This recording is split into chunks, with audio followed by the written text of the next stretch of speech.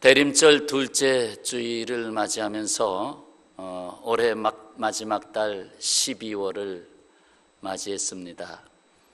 차가운 계절이지만 주님의 은혜와 평강이, 또 주님의 위로하심과 소망이 더 가득한 계절 되시기를 주님의 이름으로 축원합니다. 우리는 지난 주일 오래 참음의 열매가 무엇인지 들었습니다.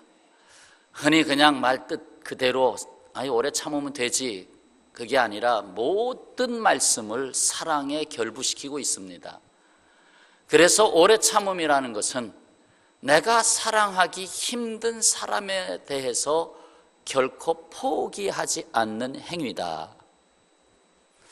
저 사람 틀렸어, 저 사람하고는 이제는 안 되겠어 하는 그것을 단정하지 말고 끝까지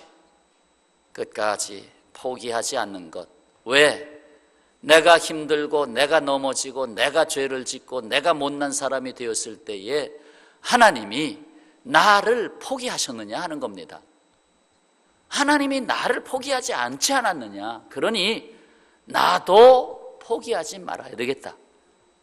바로 그것이 오래 참음이었고, 예수께서 바울이라는 사람에 대해서 포기하지 않았기 때문에 위대한 사도 바울이 탄생하게 된 것이었고, 바울 또한 사랑은 오래 참고 그걸 첫 번째 자리에다가 올려놓았던 것입니다. 오늘은 성령의 열매 계속 나가면서 9가지 열매 중에 5번째 열매인 자비, 사랑과 희락과 화평과 오래 참음과 자비와 하면 자비 5번째의 열매를 오늘 듣게 됩니다. 이것 역시 사랑을 나타내는 한 가지의 방법이고 하나님의 성품입니다. 영원한 생명의 가치, 곧 영생을 찾은 한 율법 교사가 있었습니다. 어떻게 하면 예수님을 시험해 볼까 했지만 그 마음속에는 그래도 한 가지, 영생이라고 하는 것에 대해서 그래도 예수께 나아가 물어봐야 되겠다. 뭐라고 답하는지. 그것이 25절 말씀부터입니다. 예수께 이릅니다. 내가 무엇을 하여야 영생을 얻으리이까? 이에 예수께서는 율법 교사이니까 네가 잘 알지 않느냐? 율법에 어떻게 무엇이라고 기록되어 있더냐? 네가 어떻게 율법을 읽었느냐? 하고 되물었습니다. 그러자 이 율법 교사는 이렇게 대답을 합니다. 그가 율법 교사인 만큼 율법에 대해서 핵심을 잘 보고 있습니다. 구약 성경 전체를 하나로 요약한다면 무엇일까? 그것을 잘 보고 있습니다. 그것이 바로 27절이죠.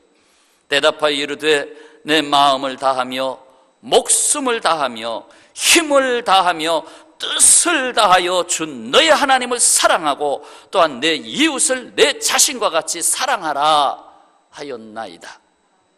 하나님 사랑, 이웃 사랑, 이것이 십계명의 전반부요, 십계명의 후반부요, 성경 전체의 핵심 요절입니다. 그래서 예수님은 맞다, 옳다, 내 대답이 옳다. 그런데 여기서 예수님은 그래, 잘됐다, 그걸로 끝낸 것이 아니라 분명하게 말씀하신 것이 있습니다. 그것이 28절이죠. 자, 28절 같이 봉독합니다. 예수께서 이르시되 내 대답이 옳도다. 이를 행하라. 그러면 살리라. 이를 행하라. 그러면 살리라. 너 잘 알고 있구나. 하나님 사랑, 이웃 사랑 잘 알고 있구나. 그래, 그것이 중요한 게 아니라 행하라. 행함이 없는 건 안 된다. 행하라 하고 가르칩니다. 그 행함이 곧 너를 살려주게 될 것이다. 사랑이 행함으로 완성되듯이 자비라고 하는 것 역시 생각에 머물고 있는 것이 아니라 행동입니다. 행동. 성령의 9가지 열매 사실 모두가 다 행동이지요. 그 자비의 행동 지침의 기준이 무엇입니까? 자비를 행한다 하는 것의 행동 지침, 그 기준, 오늘 성경 말씀에서 답이 나왔잖아요. 내 이웃을 내 자신과 같이 사랑하라. 이것이 자비의 행동 지침이에요. 사랑하는 여러분, 이것을 알고 계시죠? 사랑의 최고 경지가 무엇이죠? 사랑의 최고 경지, 그것은 다름이 아니라 내가 당신 안에 있고 당신이 내 안에 있는 것. 이걸 하나님과의 관계로 표현하면 내가 하나님 안에 있고 하나님이 내 안에 있는 것. 사람과의 관계로 하면 내가 바로 당신의 옆에 있는 당신에게 있고 당신이 내 안에 있는 것. 부부로 말하면 당신은 나요, 나는 당신이요. 이것이 사랑의 경지지요. 거기에는 거짓이 있을 수가 없고 거기에는 온전한 교통이 있잖아요. 이거 예수님께서 말씀하신 거 아니겠어요? 요한복음 14장 18절, 내가 너희를 고아와 같이 버려두지 아니하고 너희에게로 오리라.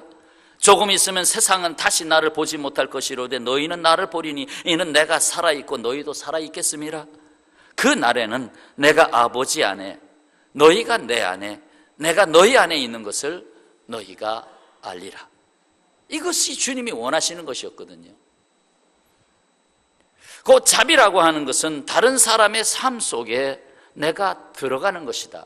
그의 삶 속에 내가 들어가는 것이다. 그것이 자비다. 예수님 우리의 삶 속에 들어오셨잖아요. 이 땅에 강림하셨잖아요. 말씀이 육신이 되어 이 땅에 오셨잖아요. 인생의 삶 속에 들어가는 것, 그것이 자비라 이 말입니다. 자비. 버스나 전철에서 노인에게 자리를 양보해 보셨죠? 자리를 양보하시면서 어떤 마음, 어떤 생각이 있으셨나요? 아유, 저 노인 양반 힘드시겠다. 여기 앉으세요. 나는 아직 건강하니까. 그래서 대충 그렇게 생각하죠. 그러나 이렇게 생각해 보신 적이 있으세요? 저 노인이 나다. 나도 앞으로 20년 후에는 저 노인보다 더 아플 수도 있고 저 노인보다 더 일어나 있기 힘들 수가 있다. 저 노인은 나다. 앉으세요. 내가 앉은 것과 같아요. 앉으세요. 그분의 삶이 내 삶의 한 부분이라는 거죠. 자비의 삶은 그 사람의 삶이 나의 삶의 부분이다라는 거예요. 곧 내가 필요를 따라 행동하듯이 자비는 이웃의 필요를 채워주는 행동이다. 참으로 연약한 자가 있을 때 그 사람 뭐가 필요한가? 오늘 강도 만난 사람이 있는데 그 사람에게 뭐가 필요한가? 그 필요를 채워주는 것이 자비다. 여기 이 율법교사가 예수님께 묻습니다. 그러면 내 이웃이 누굽니까? 여기 뭐 내 이웃을 내 자신과 같이 사랑하라고 그랬으니까 그러면 내 이웃이 누군가요? 몰라서 물은 게 아니라 나도요 이웃 사랑을 이렇게 하고 있어요 하고 자랑하고 싶어서. 그럼 이웃이 누구인가요? 하고 물었을 때 예수님이 이 이야기를 꺼낸 것이 바로 이것 아닙니까? 한 사람이 예루살렘에서 여리고로 내려가다가 강도를 만났다. 옷도 벗김을 당하고 또 몹시 때리고 그래서 거반 죽음에 이르게 되지 않았느냐. 그런데 한 제사장이 그 길로 가다가 보고는 피하여 지나갔다. 한 레위인도 그것을 보고 피하여 지나갔다. 그런데 사실상 유대인들이 싫어했던 어떤 사마리아 사람이 여행 중에 그 길로 가다가 그 현장을 보고는 그를 불쌍히 여기고, 이제 마음부터 나오잖아요. 자비는 불쌍히 여기는 마음에서 나오거든요. 불쌍히 여기고, 불쌍히 여기다 에이 하고 이렇게 가는 게 아니라 다가가서 상처당했네. 포도주를 꺼내서 알코올로 상처를 소독해주고 싸매주고 자기 짐승에 태워, 자기는 내리고 그 짐승에 태워서 주막으로 데리고 가서 거기서 1박을 하면서 그를 치료하도록 합니다. 그리고는 다음날 떠나야 되는데 이렇게 참으로 어려운 자를 그대로 두고 갈 수 없어. 그래서 2데나리온을 내주면서, 한 데나리온 하루 임금이니까 혹시 하루에 한 20만 원 버십니까? 그러면 그 돈을 내주고 이틀분의 일당을 주고 돌아봐 주십시오. 약을 사서 발라주십시오. 치료해 주십시오. 혹시나 내가 다시 일을 보고 돌아오는 길에 더 돈이 들었으면 제가 비용을 드리겠습니다 라고 약속합니다. 바로 이 이야기 예수님이 이 율법 교사에게 해줬습니다. 그러면서 묻습니다. 이 세 사람 중에 너가 생각하기에 누가 강도 만난 자의 이웃이냐? 누가 이웃이냐? 제사장도 지나갔다. 다른 11지파를 위해서 살라고 구별한 레위인도 지나갔다. 근데 막상 싫어했던 사마리아인이 있다. 자, 너에게 묻는다. 누가 이웃이냐? 여기서 대답을 합니다. 자비를 베푼 자니이다. 자비란 단어가 나왔어요. 자비를 베푼 자니이다. 예수님은 분명한 사실을 그에게 다시 말합니다. 너도 이와 같이 하라. 잘 아는구나. 이와 같이 하라. 자, 여기서 우리는 예수께서 교훈하신 두 아들의 비유를 붙여서 다시 생각해 봐야 되겠습니다. 하루는 작은 아들이 아버지로부터 자기가 받을 유산을 미리 챙겨가지고 집을 나가지요. 내가 독립해서 뭔가 이루어야 되겠다. 그러나 막상 손에 엄청난 재산이 들어오니까 쓰기 시작합니다. 돈이 있으니까 여자들 따르게 되고 장녀 집에 들어가고 이렇게 해서 허랑방탕 다 날려버렸습니다. 어떡합니까? 흉년이 왔습니다. 그래서 돼지를 치는 일에 그나마 내가 이거 할 테니까 여기 붙어있게 해달라고 돼지에게 먹이를 주는 일을 맡았습니다. 돼지에게는 주염 열매 먹이를 주고 있는데 자기가 먹을 열매가 없습니다. 그래서 주인님, 저에게도 이 열매 좀 주시면 안 됩니까? 없어! 돼지 먹기에도 바쁜데. 돼지가 먹는 주염 열매도 못 먹으면서 배가 굶주리면서 결국은 아버지 집을 생각합니다. 내가 아버지에게서 나왔는데. 그리고 아버지 집으로 돌아가잖아요. 돌아가는데 아버지가 매일 저녁 해가 넘어갈 때면 아이고 내 아들 모든 거 다 허랑방탕 다 넘어지고 자빠지고 쓰러지고 지금 배고파서 어떻게 사나 제가. 자, 집으로 돌아와라 아들아. 맨날 기도가 그거였어요. 아버지가 얘야 돌아오너라. 그런데 그날따라 둘째 아들이 돌아오는 거 아닙니까? 돌아올 때 아버지가 내 아들아 하면서 달려가서 껴안고 목을 맞추며 목에 입을 맞추며 막 껴안고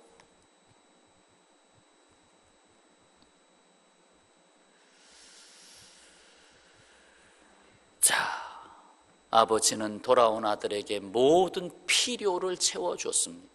자비죠? 모든 필요를 채워줍니다. 그동안 사랑을 찾질 못했습니다.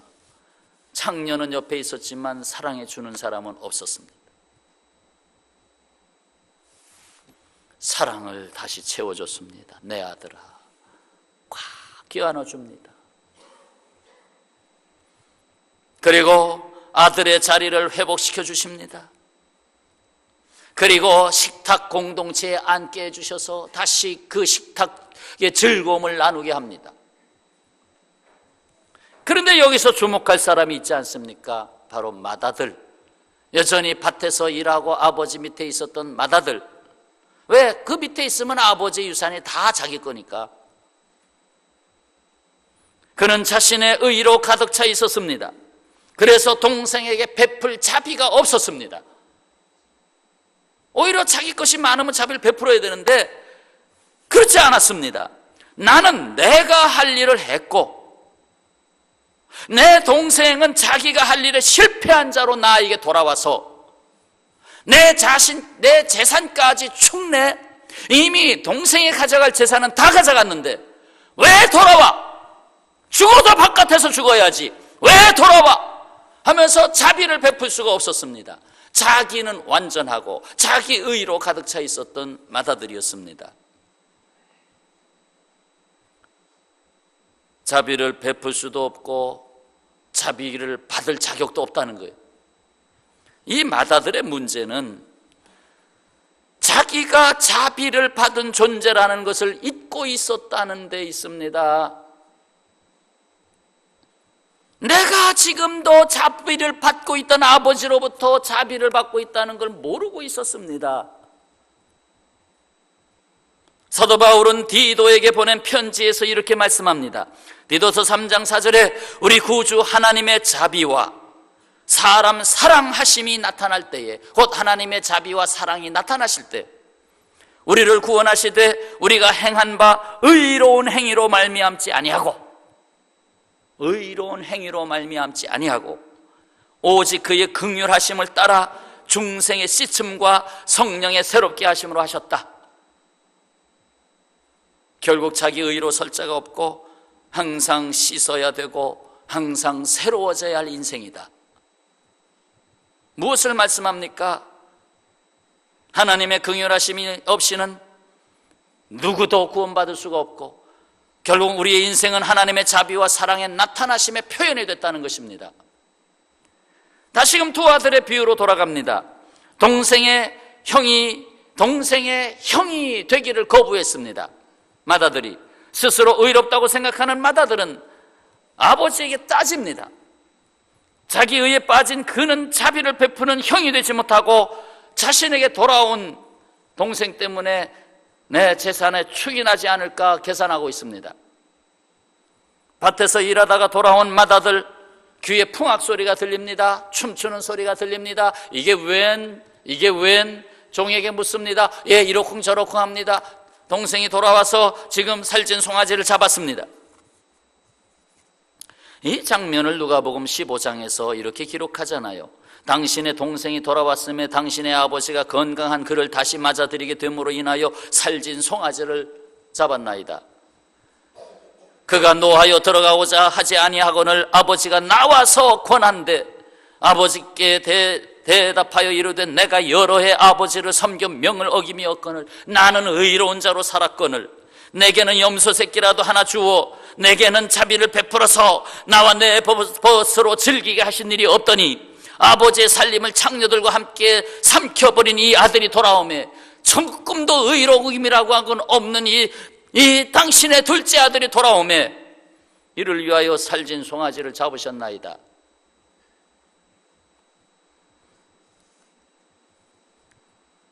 아버지는 맏아들에게 이렇게 말합니다.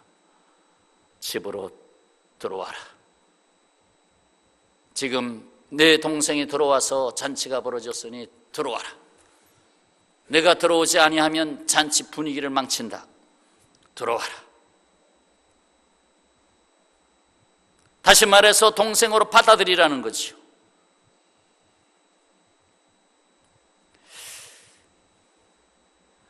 곧 이 아버지는 우리의 아버지 하나님이십니다.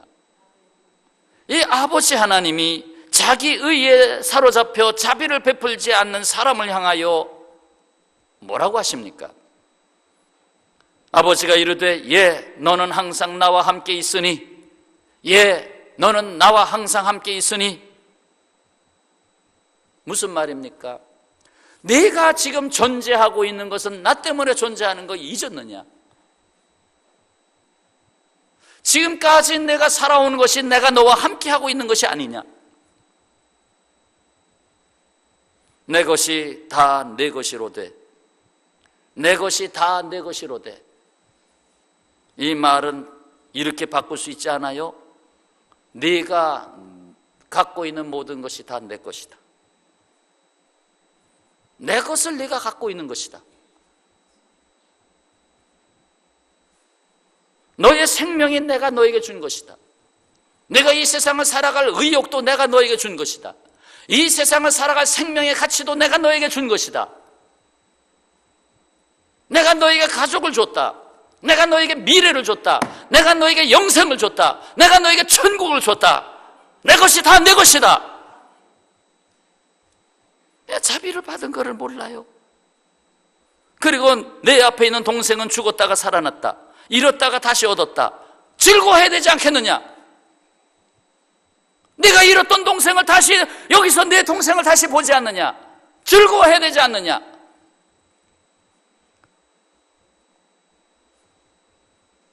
이 마다들은 작은 가치, 내가 지금 재산에 축이 나게 생겼는데, 그러나 더 큰 가치 생명, 더 큰 가치 너는 그의 형이다, 이 가치를 놓치고 있어요. 이 마다들이 아버지에게 따집니다. 이 아들이 돌아오매. 왜 이 아들입니까? 내 동생이 돌아오매 해야 되잖아요. 내 동생이 돌아오매. 그런데 동생이란 말을 쓰고 싶지 않은 거예요. 당신의 아들이 돌아오매. 이것이 현실입니다. 이 세상 개인주의와 이기주의와 곧 죄의 원흉 속에 빠져들어가는 인생의 삶에 꿈틀거리고 있는 모습입니다. 내가 책임져야 합니까? 이미 자기의 몫은 다 가지고 왔는데 내가 책임져야 합니까? 이것이 계산적인 인간의 삶입니다. 그러나 하나님은 내게 대해서 계산하지 않으십니다. 하나님이 나에 대해서 계산했다면 벌써 100번도 더 죽었을 겁니다. 야, 너 필요 없어. 내가 계산해보니 빵점이야. 그렇게 안 하셨잖아요. 인간은 그 누구도 자기의 의의를 주장할 수 없습니다. 오직 우리의 존재는 하나님의 은혜와 사랑과 긍휼이 아니면 규명될 수가 없습니다. 내 존재는 하나님의 사랑을 떠나서는 규명될 수가 없습니다. 그런데 우리는 자기 가치 때문에 큰 가치를 잃어요. 누구는 조그만 헌금 얘기했다고 교회 안 나오는 사람이 딴 교회 얘기인가 봐. 근데 안 나오는 경우가 있어. 그 헌금 11조 얘기했다고 교회 안 나오는 사람이 있어. 사실 재정부에서는 저한테 목사님 11조 좀 얘기 좀 해주세요. 11조가 가장 교회 큰 운영해 나가는데 가장 큰 문제인데 11조가 안 되면 교회 운영이 어렵습니다. 11조 얘기 좀 해주세요. 근데 난 11조 얘기를 1년에 한 번 정도 할까 말까 그러거든요. 오늘도 아직 얘기 안 했어요. 그런데 그 조그만 가치, 아이고 내가 지금 말해 쓸 것도 많고 집도 사가지고 이자도 내야 되고 할 것도 많은데, 그런데 더 큰 가치 하나님의 나라, 하나님의 교회를 잊어버리고 있다는 거예요. 더 큰 천국의 가치, 하나님이 이루시고자 하는 영원한 생명의 가치를 놓치고 있다는 것입니다. 왜 주의 종이 부르짖어야 하는지 그 가치를 놓치고 있다는 말입니다. 여기서 마다들로 오신 예수 그리스도를 만나야 합니다. 마다들로 오신 예수 그리스도. 그 마다들이 제 책임을 못하니까, 먼저 믿은 예수 믿는 사람들이 책임을 못하니까, 먼저 지도자들이 책임을 못하니까 예수님이 마다들로 오신 것입니다.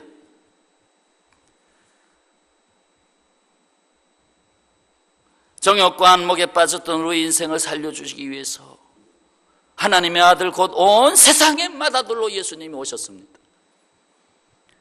우리에게 필요한 영생을 주시려고 죽을 수 없으신 예수께서 죽음에 던져졌습니다. 종이 된 우리를 자유케 하시려고 죄가 없으신 예수께서 십자가에 매임을 받았습니다. 죽음의 무덤에 갇혀야만 했습니다. 하나님을 아버지라 부를 수 없었던 우리를 하나님의 아들과 딸로 삼으시기 위해서 예수께서 아버지로부터 버림을 받으셔야만 했습니다. 나의 하나님 어찌하여 나를 버리시나이까? 하나님 아버지로부터 아들의 자리에 버림을 받았습니다. 왜? 우리를 아들 삼아 주시려고. 이것이 마다들로 오신 예수께서 사실상의 동생들인 우리에게 베푸신 자비였습니다. 오늘 일꾼 임명이 있는 날입니다. 일꾼이 무엇입니까? 내 이웃을 내 몸과 같이 사랑하는 사람, 이 사람이 일꾼입니다. 그저 일 잘한다, 조금 배우면 다 잘합니다. 그게 일꾼이 아니고, 주님이 말씀하시는 일꾼의 개념은 내 이웃을 내 자신과 같이 사랑하는 사람, 그게 일꾼이라는 거예요. 그 자비의 열매를 맺을 수 있는 사람이 아니겠습니까? 내 몸과 같이 사랑해라. 결국 내가 사랑한 그 모든 것이 나에게 복으로 돌아와요. 왜? 그 사람이 나의 몸이니까. 자기 아내를 사랑하는 사람은 곧 자기를 사랑하는 것이다. 성경이 가르쳐 주잖아요. 결국 자기를 사랑하는 것인데, 그 노인을 사랑하는 것이 결국 나를 사랑하는 것인데, 그 어린아이를 사랑하는 것이 곧 나를 사랑하는 것인데, 결국 나한테 다 돌아온단 말이죠. 자비를 베푸는 일에 헌신하시기를 바랍니다. 입장을 바꿔놓고 생각하면 마땅히 행동으로 옮겨야 할 일입니다. 결국 우리는 자비를 베푸는 일로 낙심하거나 지쳐버릴 수 없습니다. 속옷을 달라 하면 겉옷까지 주라 하셨고, 오리를 억지로 가게 하면 심리도 가라고 하신 주님의 말씀을 새겨둬야 할 것입니다. 자비, 거듭 기억합시다. 이는 이웃을 내 몸과 같이 사랑하는 행동입니다. 주 예수께서 지금까지 나에게 그렇게 하셨고 앞으로도 그렇게 하실 것이기 때문입니다. 주님이 내게 그렇게 하실 것이기 때문에 나 또한 내 이웃에게, 내 형제에게 그렇게 하겠다는 것이죠.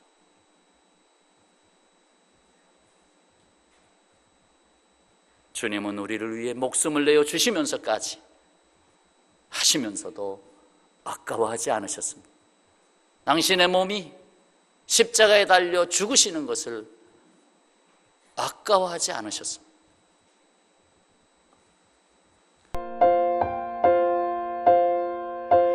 내 주 되신 주를 참 사랑하고 곧 그에게 죄를 다 고하리라.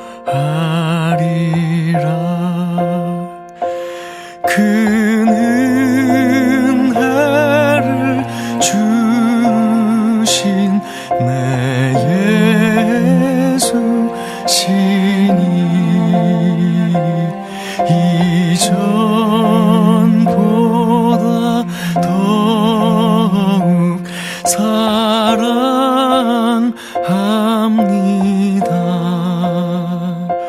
주 날 사랑하사